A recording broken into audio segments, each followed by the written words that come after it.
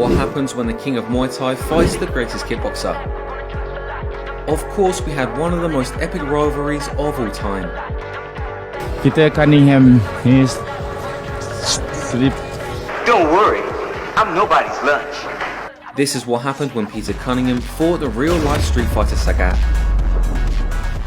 To know how historic these fights were, we must understand who these fighters are.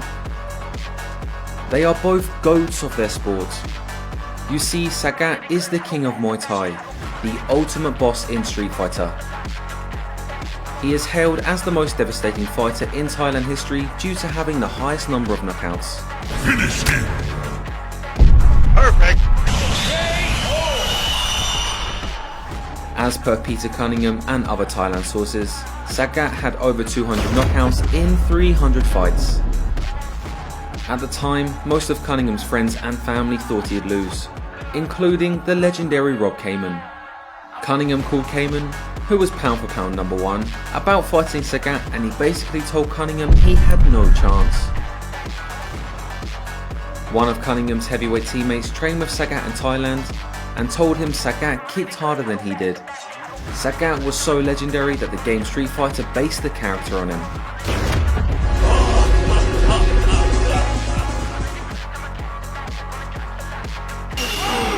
With a ferocious style focused on power punching, Sagat was even a top-ranked boxer and fought for a boxing world title in only his third fight.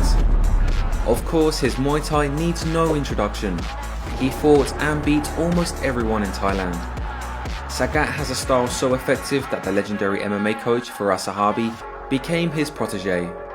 This means Firas also passed it on to the students of the legendary TriStar Gym, including GSP.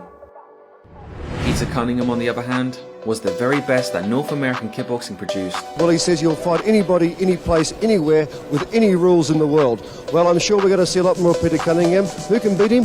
I don't know. I think he's about the best we've ever seen. Picked out as an outstanding athlete by Muhammad Ali, Joe Louis, Bill Wallace, and the Euclides family, it's arguable that Pete is the GOAT of American kickboxing. In 53 fights, Pete had only been defeated once. He was also 43-0 before even losing once. Nicknamed the Sugarfoot, his style was so flashy as it comes, and his skills were so exceptional that he was casted as an action movie star. Even the great Chuck Norris was impressed.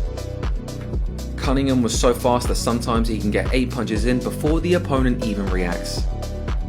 No one could stop his side kicks and lead leg roundhouses. You see, one side kick could send his opponents flying across the ring. One body punch could send his opponents flying towards the canvas. He could even fight hands down and taunt his opponents with his tongue out. If an opponent dodges his roundhouse, he'll still sidekick them to the head. Of course, like every great American kickboxer, his spinning kicks were unstoppable. As a fighter, he was supremely confident and scared of no one. In fact, the bigger the challenge, the more he'd rise to the occasion. Just look at the way Cunningham reacted to Sagat's traditional Muay Thai dance.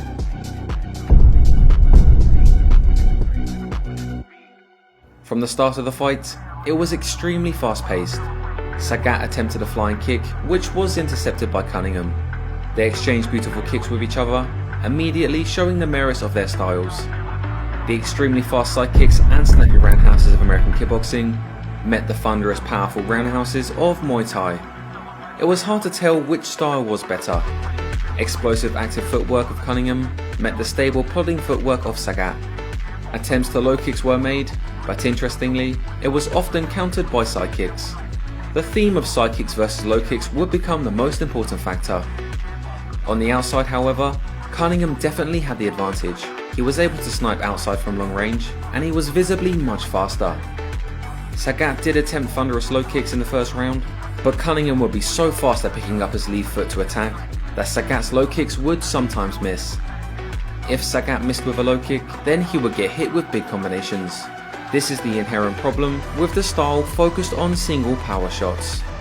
If Sagat could not establish single shots, he would get hit by big combinations and he would mostly shell up.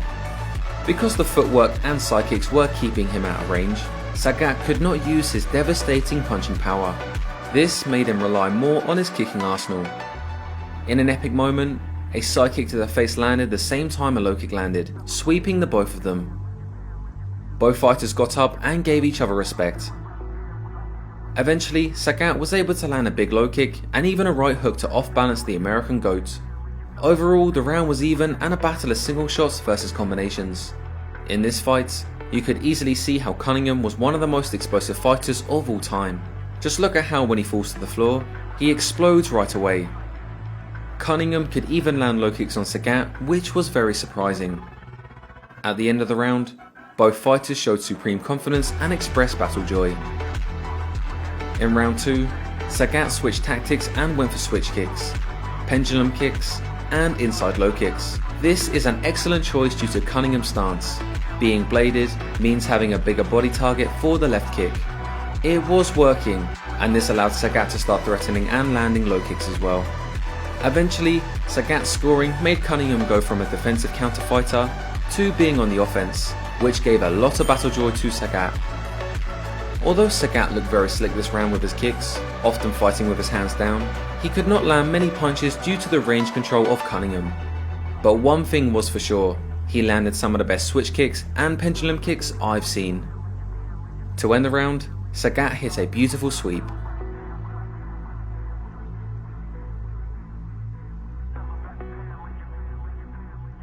In Sagat's corner, they were celebrating like they just won the Olympics. In round 3, the fight again started with a battle of side kicks versus low kicks. When Sagat charged in to punch, Cunningham hit him with a beautiful check hook. After that, Sagat returned to throwing kicks and was effective with it. Sagat's best way of landing a punch was by chaining the kick with the punch. Throughout the round, it was clear that Pete was the better puncher and Sagat the better kicker. However, Cunningham did land a perfect side kick, which almost floored Sagat. Landing this side kick made Cunningham attempt a spinning kick, which we'll see a lot more of in their next fight.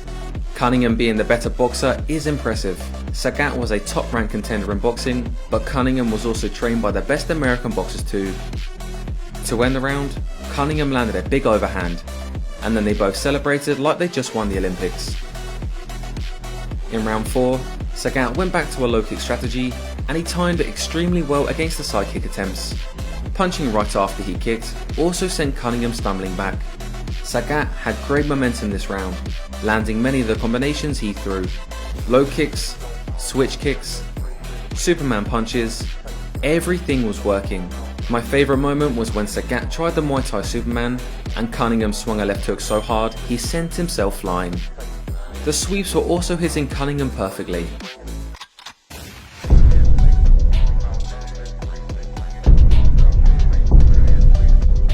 Sagat even did a double step juke and then low kicked Cunningham into the corner. For the rest of the round, Sagat stalked the kickboxing GOAT down, pulled up his shorts and scored heavy shots. Cunningham tried to mock Sagat's rhythm and stance, but then he just got low kicked again. Round 4 was clearly won by Sagat. In round 5, Sagat was winning the outside exchanges with kicks again. He even landed a perfect nut shot. But overall, it was a perfect display of how to use the left kick. From big sweeps to big sprinting low kicks, Sagat landed everything he wanted to in this round except punches. This historic fight was competitive, and both legends experienced intense battle joy. However, many viewers, including myself, thought Sagat won this fight. Sagat celebrated like he won, and did an interesting jumping backdrop onto the canvas. Unfortunately, Cecil Peoples was a judge in this fight, and since he doesn't believe that low kicks mean anything, the fight was scored a draw. The decision is a draw! The crowd immediately booed, and Sagat complained too. But nearly 2 years later, in Australia, they would rematch again. Sagat was very confident before the fight, saying he would knock Cunningham out. Yeah, and tonight, Peter Cunningham is sleep. You're very confident. Are you talking about a knockout? Yeah, I want to knock out. What round? Yeah, baby and 5 round. The great Bill Wallace actually gave a great breakdown of how the fight would go. Sagat's predicting a knockout between 5 rounds. That's awful quick knockout. It's got to go 11. You know, the thing of it is, it's an 11-round fight, and I just think that Peter's going to be able to stay away from him for a long time because he's in very good physical condition. Sagat has to get him in the corner and just really pound those legs. Sagat came in with the wrong strategy, as we will see later, but came out like the baddest man on the planet. His entourage came in holding a total of 8 belts and circled the ring with it. Peter Cunningham came in with only 1 belt, but smiling, dancing and having fun. He even threw his hat into the crowd, which was really fun to see. In this fight, Cunningham actually changed his stance to better prepare for low kicks. This is probably because he didn't want to end up like Rick Rufus against Chang Perkiasunrep. It doesn't take too much talent to kick to the leg, so. This initially made Sagat able to punch better. Doesn't that roll, left hook. This made Cunningham charge in, and Sagat landed perfect combinations to score a knockdown. Although Sagat grabbed the leg and let it go to throw punches, Cunningham protested the knockdown with the no leg grab rule. Cunningham got the knockdown nullified and then came back fighting a great round. Both of the fighters threw low kicks in this round. Impressively, Cunningham was still able to deliver explosive side kicks by transitioning into the bladed stance at the right moments. At the end of the first round, Sagat gave Cunningham a sideways look for some reason. In the second round, Cunningham came out with whirlwind combinations. After a big combination attempt by Sagat, Cunningham threw a side kick to the head followed by a jumping spinning kick, which landed flush. They both tried to exchange heavy blows but missed, and Cunningham landed another side kick to the head. Sagat was then deducted 1 point for grabbing the leg. Cunningham then landed a perfect lead kick to Sagat's head. Now, Cunningham's explosive footwork was in full effect. He could dictate the long distance perfectly. Cunningham's style showed the advantage of active footwork combined with explosive strikes. If Sagat cannot get into range, he will get outscored. Even if Sagat can hit him, Cunningham had the stability at the right time to absorb the shots. In round 3, Cunningham showed the most impressive use of lead kicks I've ever seen. The speed of his lead question mark kick was extremely impressive. The first 3 he threw almost caught Sagat. Then, on the final one, he threw a side kick to the face when Sagat stepped in, landing perfectly. It almost knocks Sagat down then. Sagat laughed this off, but he was shook by this shot. Sagat plodded forward to try and land a body punch, but missed, and Cunningham made fun of him. This made Sagat chase down Cunningham, and the kickboxer evaded him perfectly and even taunted him.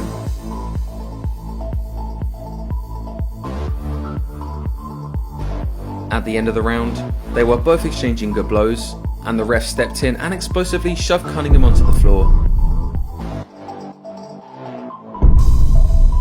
In round 4, Peter came out super explosive once again, but Sagat moved away from it all. Sagat then landed a low kick to a left hook, and while it landed flush, Cunningham again was cheeky with it. Cunningham landed a beautiful jab into side kick which Sagat grabbed. Then he complained again, rightfully according to the rules. Right after, Pete threw 4 kicks in a row, and when Sagat charged in, he got hit with a spinning back kick. Commentators knew what Sagat was doing wrong. He seems to be trying for the one big punch. Yeah, And it's not working. He's not landing it. Peter's not standing there, so if I move back a little bit from this thing, there's nothing on the end of it. And then Sagat is off balance. Then Sagat went for low kicks, and that landed well. Landing those leg kicks, I think that one might have hurt Cunningham a bit. In round 5, Sagat came out throwing low kicks, but eventually, Cunningham's side kicks were intercepting his charges. Then he faked a side kick and threw a question mark lead kick to Sagat's head again, landing flush. In midair, he side kicked Sagat's charging left hook. This is one of the most beautiful transitionary combinations I've ever seen.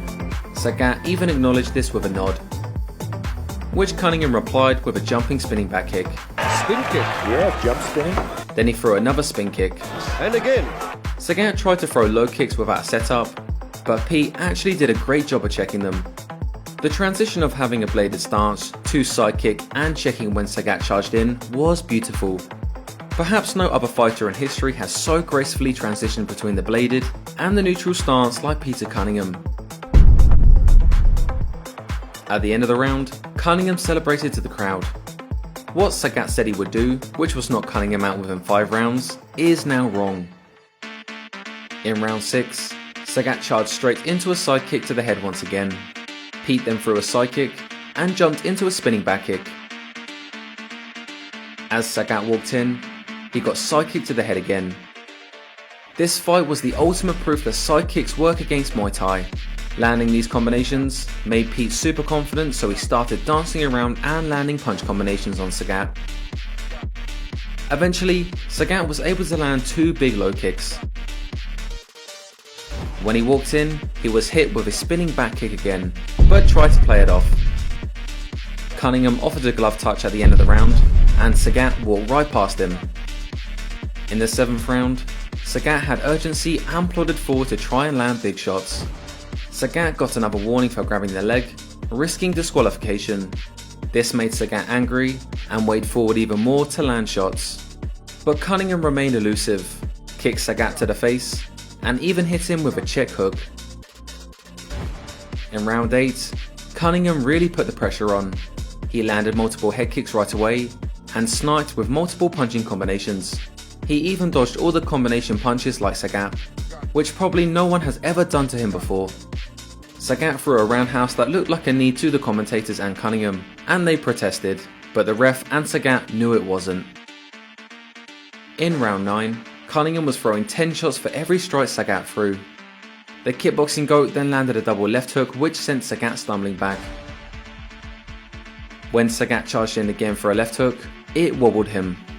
He then got hit with a spin back kick again. In round 10, Pete was again throwing 10 shots for every strike Sagat threw. Sagat almost threw an elbow, and Cunningham didn't care and taunted him. Oh, almost an elbow then. Then Pete hit him with a bolo punch. At the end of the round, they brawled it out with the crowd cheering. Cunningham even jumped over a charging low kick attempt. Once again he can brush it away, although I saw him jump that time. He ended the round with 4 uppercuts, and then for some reason, Sagat charged in for a low kick after the bell. Pete checked it and taunted Sagat, and the ref held Sagat back and hugged him and held him back. In the final round, Pete again landed 10-1. This frustrated Sagat, and as he charged in, a high kick got caught on his shoulder as he sprinted in for a low kick. This frustrated Pete, so he threw an elbow, but Sagat didn't care. Sagat then tried to low kick, but despite stumbling Cunningham once, most of it was blocked. Most of the time, Pete was able to keep him away with side kicks. If they got on the inside, he was about to hit Sagat with slick punch combinations. When Pete tried to spinning back kick, he missed and Sagat just pushed him forward, rolling into the ground. Both fighters were tired, but they brawled it out a few more times. Certainly a very impressive performance by Peter Cunningham. He's now beaten 2 of the best Thai fighters. The judges said Cunningham rightfully scored a dominant victory for the American kickboxing GOAT. At the end of the fight, they hugged it out. In the post-fight interview, Cunningham said the low kicks didn't really bother him until the later rounds. He also said he would continue fighting the best Muay Thai fighters. Well, he says he'll fight anybody, any place, anywhere, with any rules in the world. Well, I'm sure we're going to see a lot more of Peter Cunningham. Who can beat him? I don't know. I think he's about the best we've ever seen. Overall, I think Sagat could have approached the fight very differently. He could have focused on the pendulum left kicks that were working so well for him in the first fight. Instead of keeping a loose guard and reacting to side kicks, I think he should have just kept a tight right hand to prepare for the fast lead head kicks of Cunningham. Then instead of catching, he could have just tried to parry the side kick with his lead hand. And rather than leading with power single shots trying to knock out Pete early, he could have stayed patient while plodding forward to use his power shots as counters. Rather than throwing low kicks without a setup, Sagat should have at least feinted the jab or cross in order to low kick. If he conserved his energy early and set up his low kicks better, Sagat may have had a better chance of shutting down the explosive long range attacks from the kickboxing GOAT. Peter Cunningham, on the other hand, fought a near perfect fight. His use of lead leg question mark kicks, side kicks, and spinning kicks are some of the best I've ever seen. His ability to be evasive and then go into big punching flurries is something very unique. In the future, I will feature more of both of these legendary fighters as they deserve to be more known by this generation. What's your take on the epic fights between Sagat and Peter Cunningham? Let us know in the comments below. If you enjoyed this episode, the best way to support us is to watch another one. I'm Lawrence Kenshin, and thank you for keeping our channel alive.